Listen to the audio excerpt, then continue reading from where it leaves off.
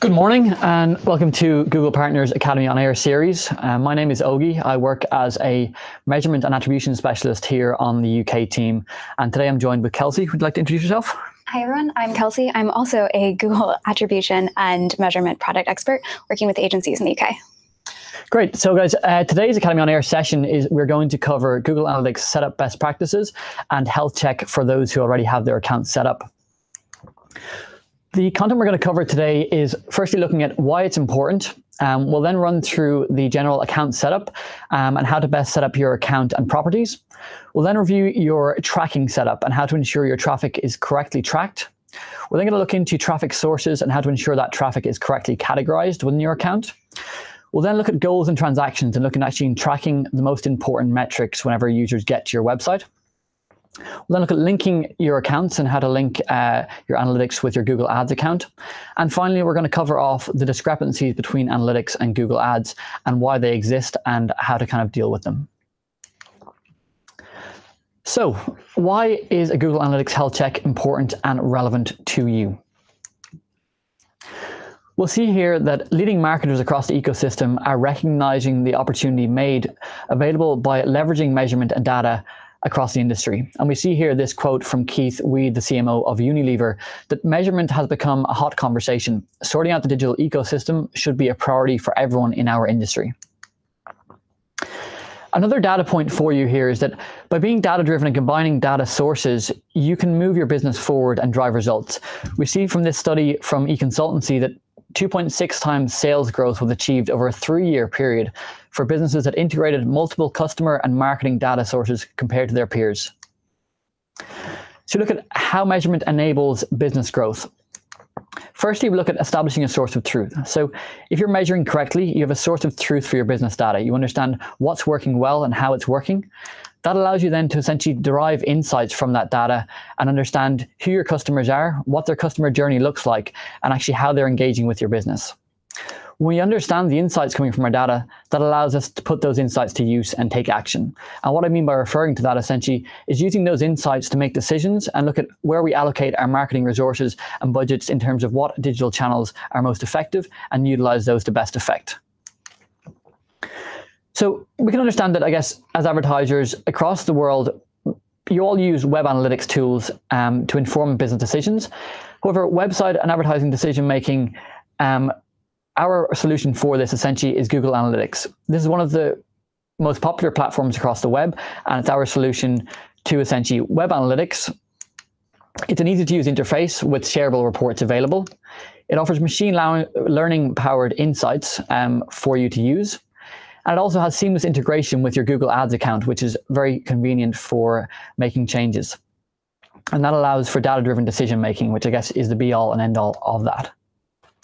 So I guess if we look at the importance of a healthy Google Analytics account and why we're here today, we understand that data in Google Analytics influences your business decisions, including your decisions within Google Ads, but also across other marketing tools. And therefore, we want to ensure that you have the most effective and up-to-date data within your analytics account in order for you to make those business decisions and ensure that they are as accurate as possible. So that leads me into handing over to Kelsey, who's going to discuss the account setup within your analytics account. Perfect. Thanks, Ogie.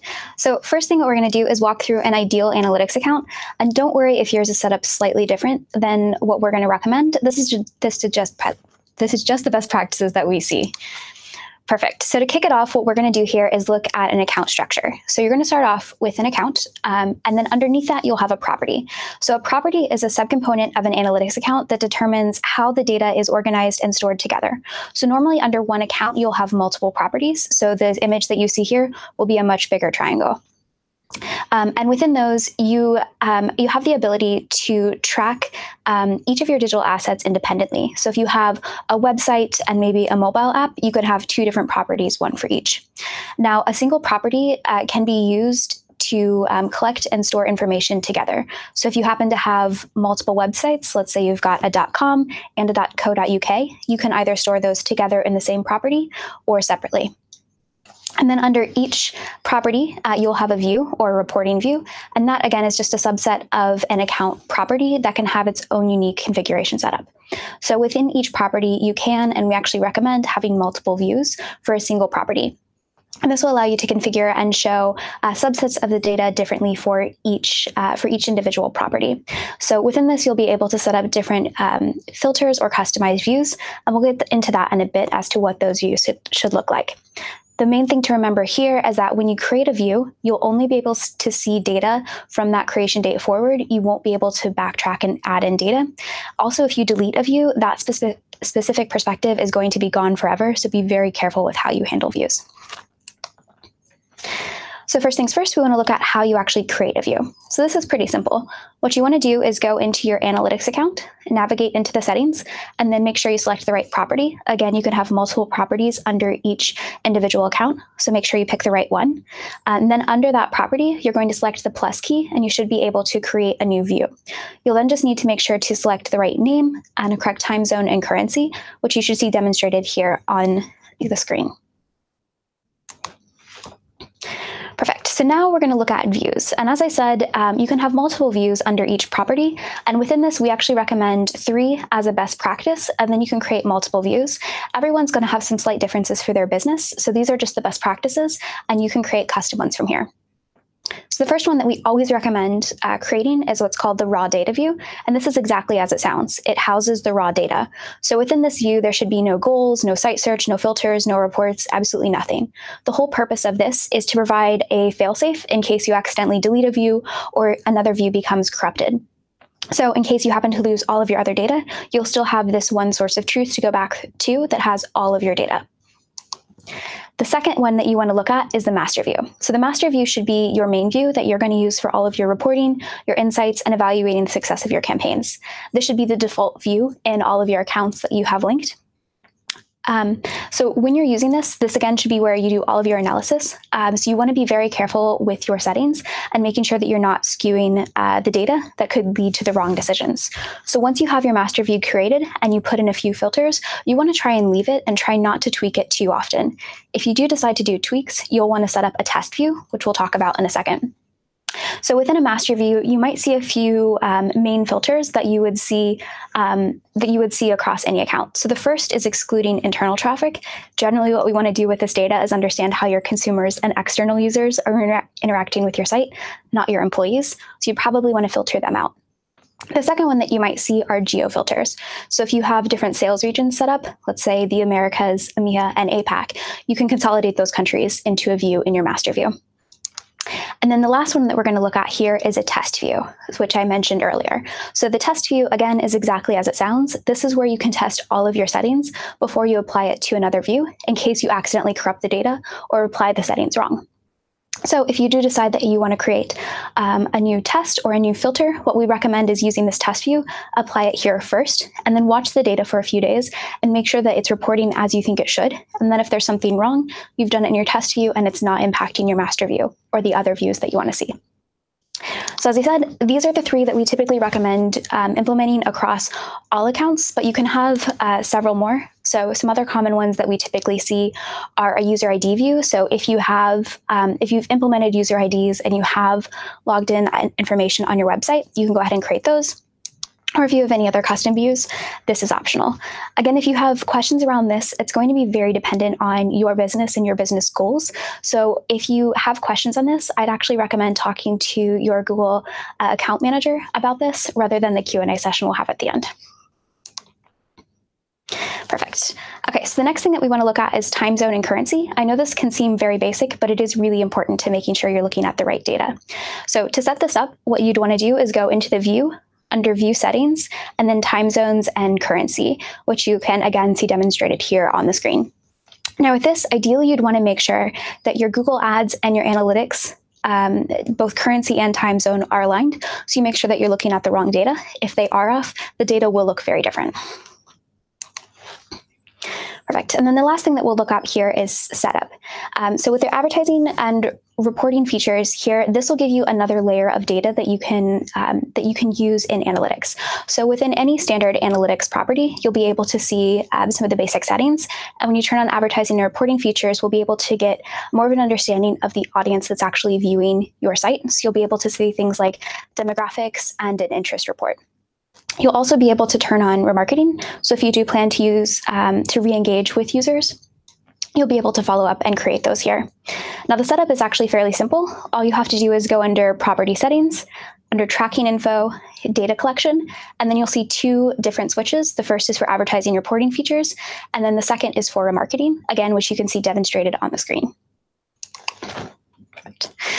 Okay, so now hopefully we've got the account set up and structured properly. Now what you want to think about is how you're actually tracking the data and organizing it accordingly. So first thing that you want to look at is fairly basic. You want to make sure that you're actually tracking everything on your website. So what you want to do is make sure that you've got the new universal analytics code, that's the analytics.js, or the new gtag.as, implemented across right after every head tag on the pages of your website. Or if you have Google Tag Manager, you can use that as well. Now, if you're having trouble with this and want to check and make sure that things are set up correctly, you can look at two different options. So the first one is GA Checker. This is a tool that will crawl your entire site to ensure that all pages are tagged, and it's a good starting point to make sure that things are set up correctly. If you have a very large site, what I'd recommend is setting up a filter to show rows without a tag to make it easier to go through the data. The second thing that you can use is Google Tag Assistant, which you can see on your screen here on the right-hand side. This is a Chrome extension. And with this, what it'll be able to do is ensure that your tags are firing correctly on every page of the website. So if a tag doesn't show up as green, which you can see at the bottom of the page there, the green tag means everything's set up and tracking correctly. If you happen to see the blue or the red tags, again, which you can see on the screen, that means there's something that we're identifying that's wrong with that setup.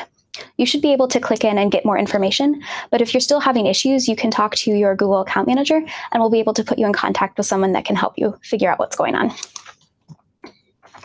Correct. The next thing, oops, skip the page here. The next thing that we're going to look at is subdomain tracking. So subdomain is a different website that shares the same domain as your main website.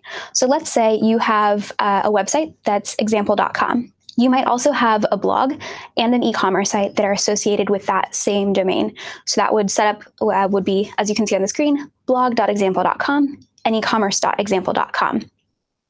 So what we would recommend is excluding your own subdomain from the list of referrals.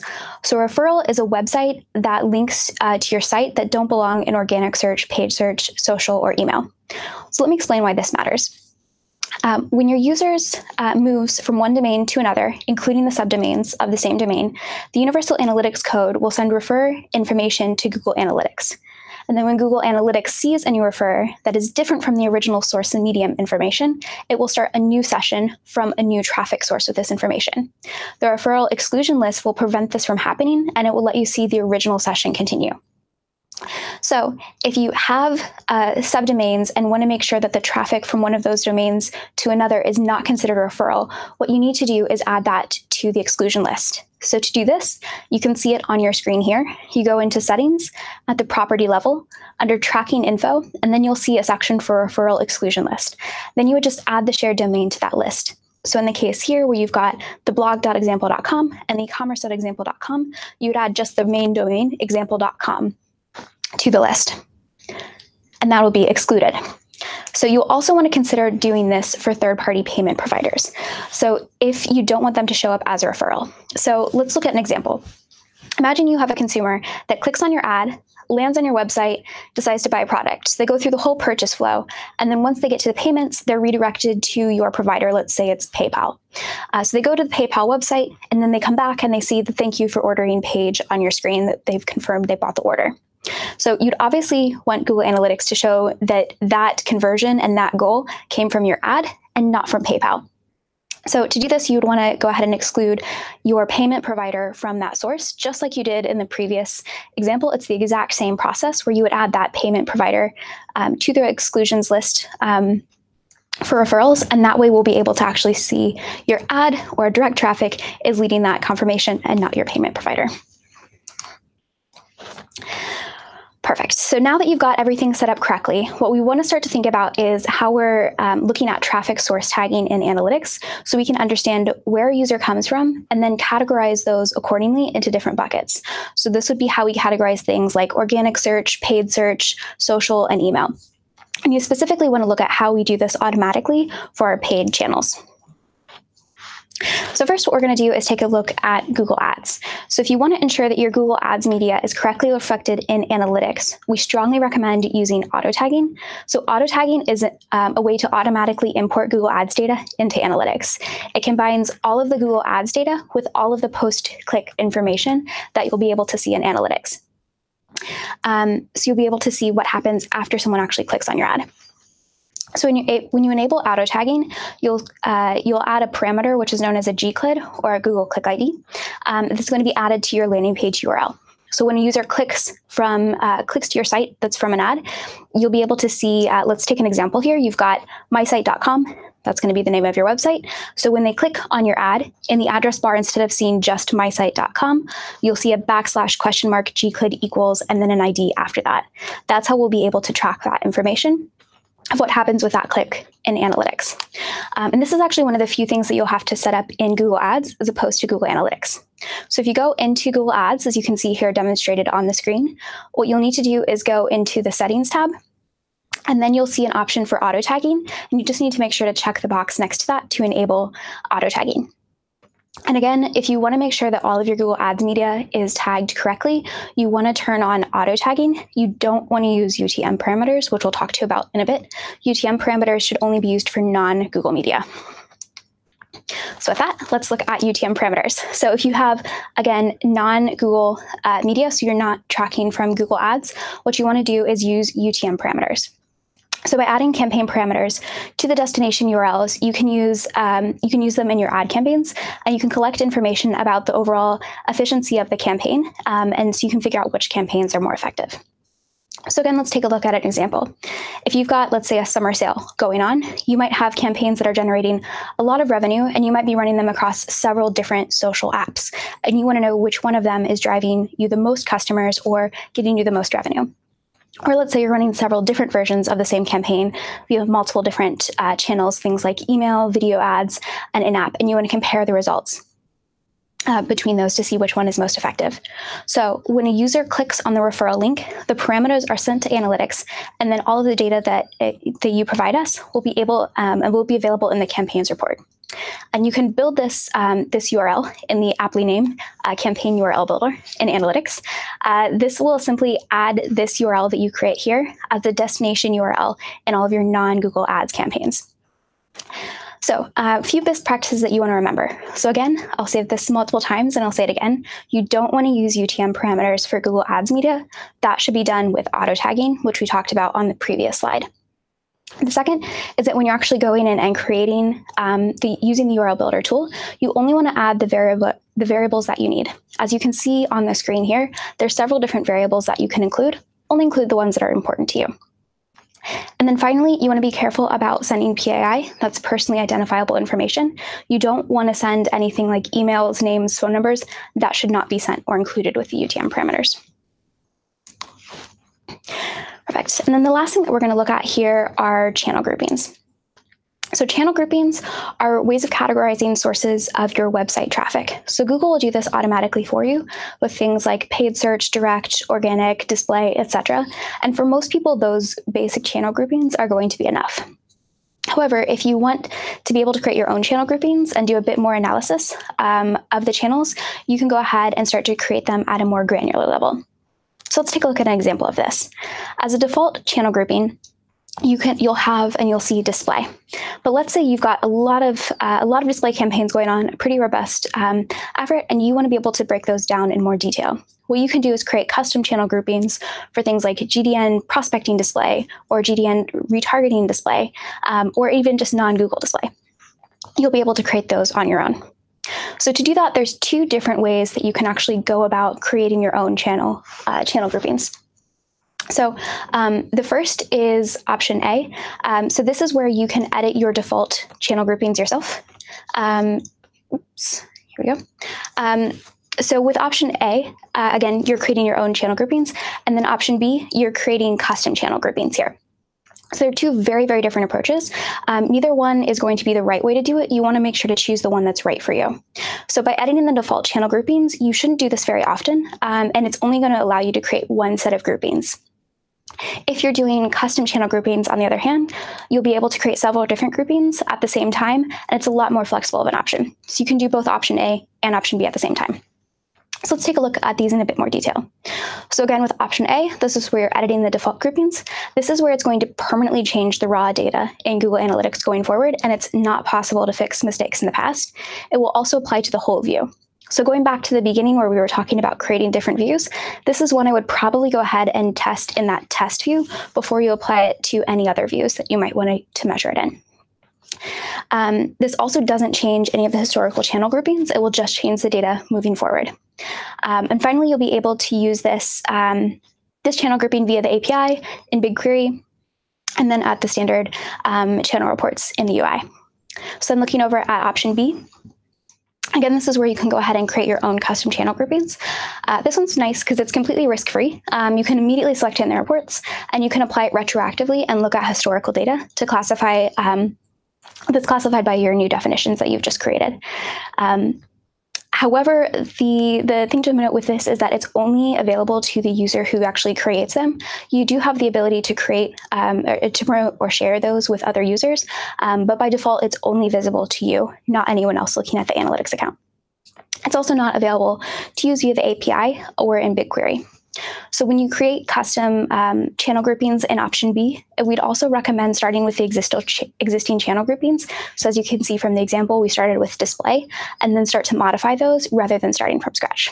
So as I said, if you're choosing between option A or option B within channel groupings, there's no wrong way to go. You just want to make sure that you're choosing the one that's right for your business. Perfect. And with that, I'm going to hand it over to Ogi to talk about goals and transactions. Great. Thank you very much, Kelsey. So I guess now technically the account is very well set up. We have set up our properties and our views.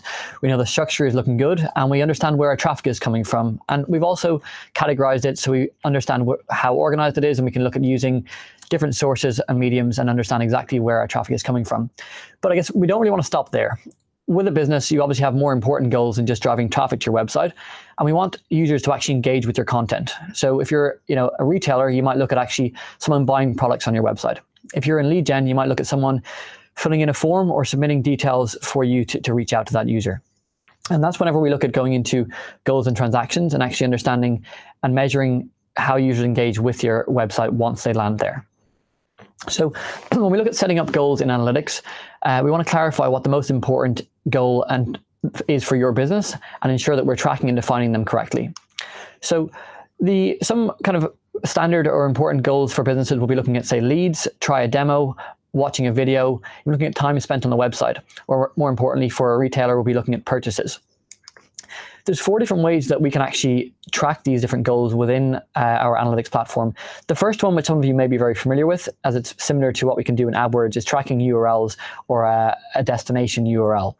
And what this essentially allows us to do is, if you use an example, it allows you to track a thank you page. So if someone goes to a cart checkout, they submit their order, and they are loaded with a thank you page or an order confirmation, we can track that confirmation page to ensure that we know that that action has been completed. The second one, and these are the last 3 are all exclusive just to analytics, we look at time on site. And essentially this is understanding a level of engagement, sometimes seen as a micro conversion, but looking at how long a user spends on your website once they get there. And this is a really good understanding for us to see how engaged they are with your content and how relevant they are to you. Next up, we look at page visits. And essentially, this again is an engagement level metric to look at how many pages a user goes to whenever they land on your website. Again, a really good understanding of how interested they are and how engaged they are with the website. Finally is events, and events are slightly more complex, but essentially an example of this will be looking at a click of a phone number or a click of a button on a website. You do need to put in place a small bit of coding to activate this, but it is quite straightforward. And essentially, if there's any important events or actions on your website that you want someone to take on the site, we would look at actually putting these event goals in place. How do we actually set up these goals? So within your account, you would actually look at going into your admin section. From there, navigate to the view, and under view, go into goals. Within the goals section, you'll have the option to go plus new goal, and that's actually where you'll then go to create a goal. And we're going to go through that just in a few moments. So if we look at here, essentially, this is the menu which will be brought forward whenever you go in to create a new goal. And the first option within that is your goal description. So here, it's very important to make sure that the name of the goal is something which is clearly identifiable, and it marks it as specific as possible. For an example, you might have a thank you page for Purchase UK, and therefore we understand that that is the thank you page that's activated after someone makes a purchase on your UK site. And this should be something which anyone in the business will be able to view and understand exactly what it means. It should be very clear to understand. The second option, we go through what we just mentioned before, the 4 different types. So we select the type that we want to use. So if we're using a destination, we would select that, or vice versa with any of the other options, we select the type which we want to use. Following on from here, we actually look at one really important example. If we are using a destination-based one, which will be quite common, that we look at the between equals to, begins with, or regular expression. And this is quite important. Regular expression is something which may need to be used if, for an example, we have a checkout success page, which loads with a different number after each user who makes a purchase. So that would be, for an example, /checkout/success /12345. However, as the number after this changes each time, we need to just have the regular expression which remains consistent. In this case, that would be your /checkout /success. However, there's one really handy feature here which I would really advise you to use. Whenever you do put in a URL in this section, there's a test and verify section below which will give you an estimate of how many conversions have came through in the last 7 days. And this is a good way to make sure and check, is your destination URL that you've placed in the correct one that you want to be tracking, and will it work to track conversions going forward? On top of that, we also want to look at the funnel visualization. And this is important no matter what business model. We look at an example here for a retailer, but I also want to go through maybe an example if you're in lead generation. So funnel visualization essentially is looking at the stages that a user gets to before they make the ultimate action. So if your ultimate action is, for example, a form fill, it might be getting to the Contact Us page, going to the form itself, and then actually submitting that form. So there could be 3 different steps involved, and we want to measure all of them. A more common example that you might be more familiar with will be looking at a retailer as we have it in front of us here. An example of a very traditional purchasing path for a user on an e-commerce website will be adding an item to their cart, going to the checkout. Then from there, going to their shipping information and entering their details of their shipping address. Following through, then going to payments, and finally going into actual checkout and paying and payment completion, which is the confirmation. This is something which, yes, it's very good for understanding how users are engaging through your funnel, but even more so importantly, it's a good understanding of where users are potentially dropping off within that conversion journey, because we can see how many users get to cart versus how many users get to confirmation. And therefore, if there's any stage within this journey that users are dropping off consistently, it's an opportunity for us to look at reviewing our website and seeing, is there any issues with that stage of the funnel, and is there any concerns? Potentially autofill is not enabled, and therefore their address cannot pre-populate, which makes things a little bit more challenging. And these are the kind of things we need to consider whenever we are putting this in place. And it's a really useful metric for you to measure that customer journey essentially on your website. We go a little step further into e-commerce, because with e-commerce, it's obviously not as straightforward as actually just selecting a purchase or the number of purchases, because we know that with e-commerce, the value of different purchases can be substantially different. Whether someone is buying a pair of socks versus buying a new jacket, the monetary value is very different, and therefore just tracking the number of sales really isn't enough for us whenever we're an e-commerce business. So what we look at doing here essentially is within analytics, we can enable what's called e-commerce tracking. And this is done very simply through your view section, again, under the admin within your account, and go to e-commerce settings. And as you can see here on the screenshot, turning both of these features on. However, there is a small bit of a more complex structure whenever it comes to actually enabling this on your website, because there is a need to actually install coding on your site, which will actually allow you to track those values of sales.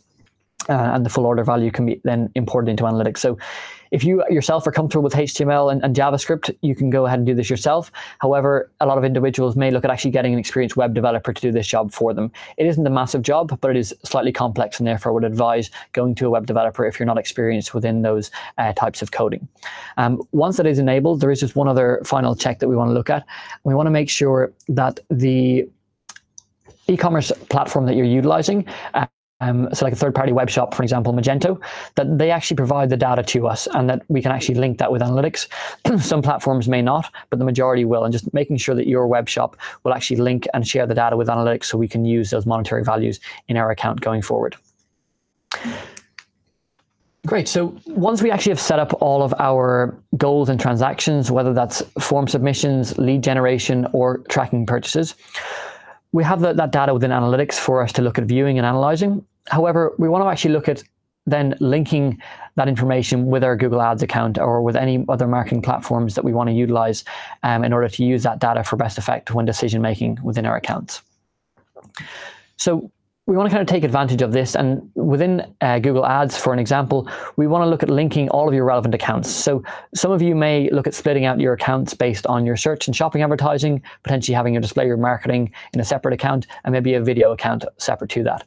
If those accounts are all within the one MCC account, we would look at linking additionally all relevant accounts, but also if they're within an MCC, actually linking the full MCC account to your to your Google Analytics, and then actually enabling MCC level conversion data.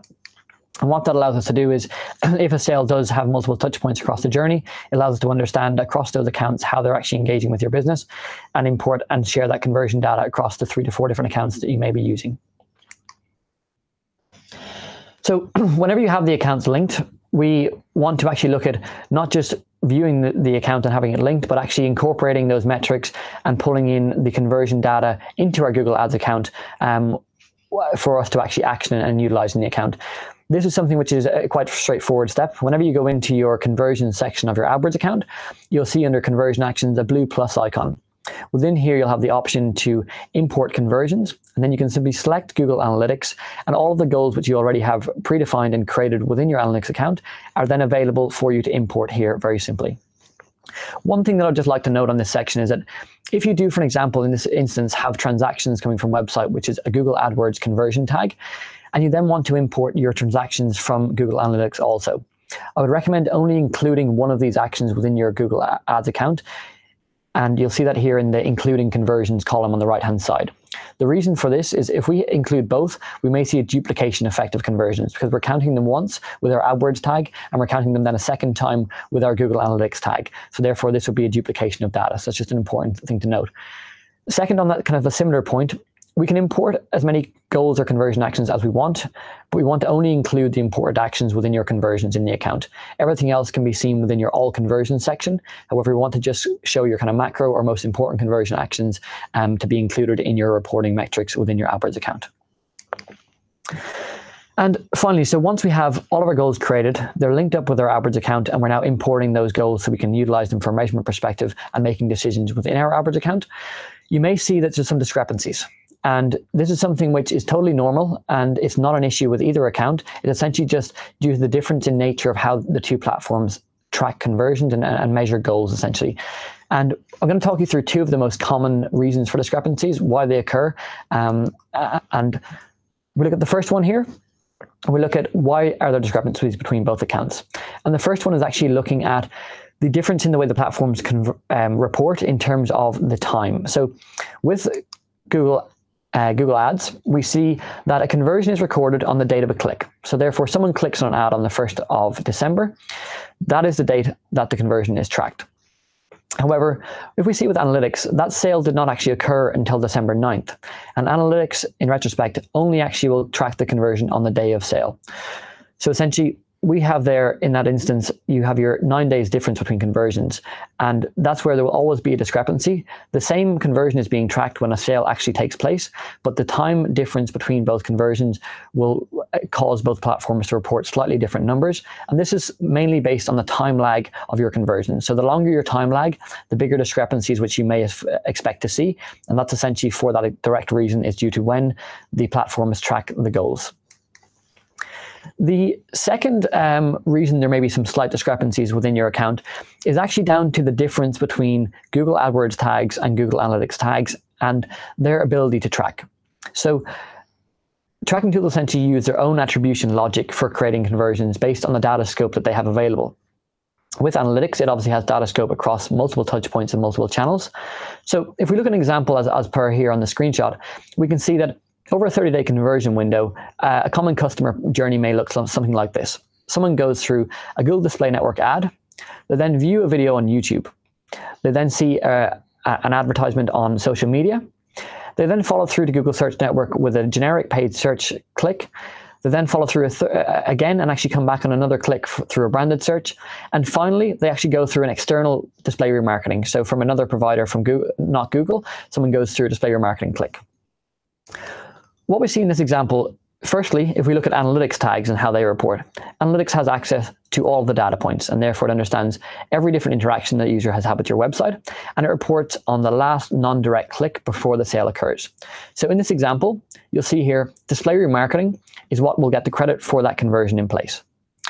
If we look at Google AdWords, we'll see that AdWords only has insights or data from clicks that have came through AdWords. So as you'll see here, it doesn't understand that a social click has happened or display remarketing click has happened. It just looks at the Google clicks that have occurred on that journey before the purchase occurred.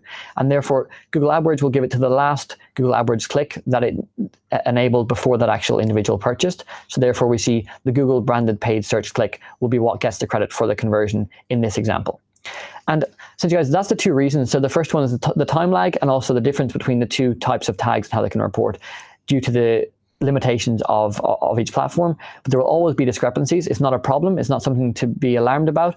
And it's just something which you should be aware of and should understand why they occur, and to understand that this will always happen in the account. It's not a problem. It's not an issue to be raised, but just understand how it can occur. So guys, that brings us to the end of today's session, and we're going to just open up for a Q&A. I'd just like to kind of take note, firstly, is to say that if you have very specific questions in relation to your own analytics account or within individual conversion actions or goals that are very specific to your business, we would like you to kind of refrain from sharing business-specific data and also complex data which is in relation to your account. If you have those questions, please reach out to your Google Account Manager or our support team. They'll be more than happy to help. However, if you do have any questions in relation to our account setup and structure that we've covered today, myself and Kelsey will be more than happy to answer any questions that you guys may have in relation to this setup. Perfect. Cool. So we're just going to go ahead and pull up the questions here. Just give us a second. Perfect. Okay. Do you want to take the first one? Perfect. Yeah, and if you do have any questions, you can just fill them in the chat bar, by the way. Okay, perfect. So the first question is, can you share resources for cross-channel tracking? Our site launches a demo in a pop-up window that's on a different domain, and we lose those sessions at that point. With this, it really depends on if you have access to that domain or not. So this kind of goes back, it's similar to that subdomain tracking, like the PayPal example, where if you have access to that domain and you're able to, place a code on it, depending on how your tracking setting is set up, then you should be able to do that. And then obviously you can do kind of go back to the subdomain tracking where we're making sure we're not setting up a separate session. If you don't have access to that data, then unfortunately we're not going to be able to place a tag on that. So again, I think that's probably working with a third-party provider who would have access to that. Yeah, in that example, I think exactly as you said, generally you're looking at if the third-party provider can give you access to implement code on that third-party platform, then yes, we can track it. If not, one of the recommendations that I would have is looking at actually just tracking the outbound click towards that. So that would be looking at the event tracking, which we went through earlier on, and looking at someone going from your site through to that pop-up window. That would be the action that we can track, because that's the last resource or point of contact that we have with the user as such. But however, ideally, the third-party provider would give you access to put those conversions back into your analytics platform. Exactly. Perfect. And then I think, oh, here we go. We've just got another question. The tags and analytics. I'd love to know the different tracking options via tags and analytics, and what are the differences. So I'm assuming this is the different tracking options between Google Ads and, Google Ads and Google Analytics. So I guess I think Ogie went through a few of the differences there. It's really just with Google Ads, you can track individual pages, but we won't be able to track engagement on the site. So the things like the page views, the time on site, those kinds of things, you won't be able to track with the Google Ads tag. And then with analytics, you will be able to track that. I think one key difference then gets into a little bit of the cross-device tracking. So if you're going between like a mobile device to a desktop, then you're probably going to want to use Google Ads tracking. For the time being anyways. Yeah, and just on to the next question here. So there are several steps of our lead gen form. Currently, we set them at separate goals. Should I set up a funnel under each goal? So essentially, you're totally correct and right. I think, as we mentioned with funnel setup, you should set up individual goals, but add them all to the same funnel. So if you have 5 different steps in your lead generation form, they should all be individual goals, but within each one, you should turn on funnel visualization, and then actually mark them from number, say, 1 to 5 if you have 5 different steps. And therefore, you'll see that in a funnel, essentially, of where your users go from stage 1 to stage 5 and where they potentially drop off. And that essentially is the most straightforward way of doing it. Within your actual, if you want to look at actually if you already have the goal set up, just click into the goal itself and look at editing the goal, and you can simply turn on the funnel visualization.